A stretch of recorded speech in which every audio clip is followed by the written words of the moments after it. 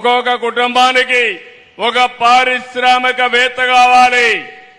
అది మా ఆడబిడ్డలతో స్టార్ట్ కావాలి. పోయిన సంవత్సరం 1,00,000 మంది ఎంఎస్ఎంఈలు పెట్టారు. ఈ సంవత్సరం 5 లక్షల మంది ఎంఎస్ఎంఈలుగా తయారు చేసే బాధ్యత ఈ ప్రభుత్వం తీసుకుంటుంది. దీనికోసం ఇప్పటికే మీరు ఒక్కసారి ఆలోచిస్తే దేశంలోనే నెంబర్ 1 గా ఉన్నాం. పోయిన సంవత్సరం మీరు చూస్తే 1,50,000 మంది టార్గెట్ పెట్టుకుని 99% ఇచ్చాం. దేశంలో ఎక్కువగా డబ్బులు తీసుకున్న రాష్ట్రం ఆంధ్రప్రదేశ్ రాష్ట్రం. మా ఆడబిడ్డల్లో నీతి ఉంది, నిజాయితీ ఉంది.